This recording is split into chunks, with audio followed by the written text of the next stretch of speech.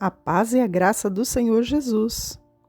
Você já se deu conta de que eu cumprimento você todos os dias com a paz?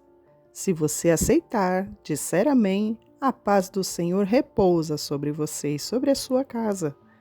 Continuando a nossa leitura, nós vimos que Isbosete, filho de Saul, estava reinando no lugar do seu pai, mas ele foi morto justamente por 2 capitães da sua tropa. Eles achavam que estavam fazendo um favor para Davi, mas Davi acabou matando os 2 e vingando a morte de Isbosete. E Davi assim foi constituído rei sobre Israel. Então o rei partiu com seus soldados para Jerusalém, a fim de lutar contra os jebuseus que viviam naquele lugar. Os jebuseus zombavam de Davi. "Você jamais entrará aqui! Até os cegos e aleijados são capazes de impedi-lo." Diziam isso porque imaginavam estar seguros. Mas Davi tomou a fortaleza de Sião, que hoje é chamada de Cidade de Davi. No dia do ataque, Davi disse aos seus soldados: "Odeio esses jebuseus, cegos e aleijados. Quem os atacar deve entrar na cidade pelo túnel da água." Essa é a origem do ditado: "Os cegos e aleijados não entrarão na casa." Então Davi foi morar na fortaleza de Sião e a chamou de Cidade de Davi. Ampliou a cidade desde o aterro até a parte interna. Davi foi se tornando cada vez mais poderoso, pois o Senhor Deus dos exércitos estava com ele.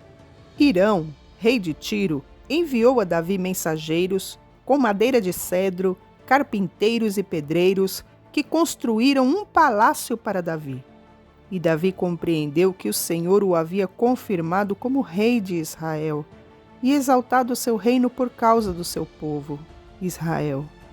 Depois de mudar-se de Hebrom para Jerusalém, Davi tomou mais concubinas e esposas, e teve mais filhos e filhas. Estes são os nomes dos filhos de Davi que nasceram em Jerusalém: Samua, Sobabe, Natã, Salomão, Ibar, Elisua, Nefeg, Jafia, Elisama, Eliada e Elifelete. São mais 11. Quando os filisteus souberam que Davi tinha sido ungido rei de Israel, mobilizaram suas tropas para capturá-lo. Davi, porém, foi informado disso e desceu para a fortaleza.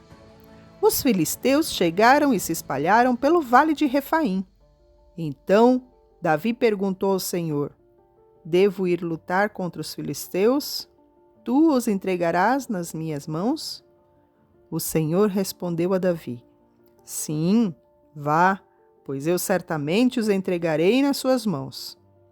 Então Davi foi a Baal-Perazim e ali derrotou os filisteus e exclamou: "O Senhor irrompeu no meio dos meus inimigos como uma violenta inundação." Por isso, chamou aquele lugar de Baal-Perazim, que quer dizer "o Senhor força" ou "o Senhor atravessa." Davi e seus homens levaram os ídolos que os filisteus haviam abandonado ali. Os filisteus levavam os seus ídolos para a batalha para assegurar a vitória.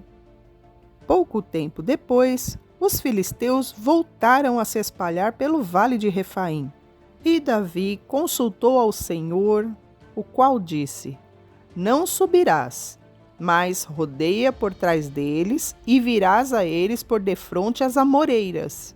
E há de ser que, ouvindo tu um barulho de marcha pelas copas das amoreiras, então te apressarás, porque o Senhor saiu então diante de ti para ferir o arraial dos filisteus." E fez assim Davi como o Senhor tinha ordenado, e feriu os filisteus desde Geba até chegar a Gezer. 1 minuto para nossa meditação. Eis o segredo da vitória de Davi. Quando ele precisava tomar uma decisão, ele consultava ao Senhor. Davi reuniu novamente todos os melhores guerreiros de Israel, 30.000 ao todo. Partiu com eles para Baalá e Judá. a fim de buscar a arca de Deus, junto à qual era invocado o nome do Senhor dos Exércitos, que está entronizado entre os querubins. Puseram a arca de Deus num carro novo e a levaram à casa de Abinadab, que ficava num monte. Saindo da casa, Uzá e Aiô, filhos de Abinadab, guiavam a carroça nova que transportava a arca de Deus. Aiô estava na frente da arca. Davi e todo o povo de Israel celebravam diante do Senhor, entoando cânticos e tocando todo tipo de instrumentos musicais, liras, harpas, tamboris, chocalhos e símbolos. Quando chegaram à eira de Nacon, os bois tropeçaram, e Uzá estendeu a mão e segurou a arca. A ira do Senhor se acendeu contra Uzá, e Deus o feriu por causa disso. E ele morreu ali mesmo, ao lado da arca de Deus. Davi ficou indignado porque a ira do Senhor irrompeu contra Uzá, e chamou o nome daquele lugar de Pérez-Uzá, como é conhecido até hoje. E nós pausamos a nossa leitura em 2 Samuel, capítulo 6, no verso 8. Amém?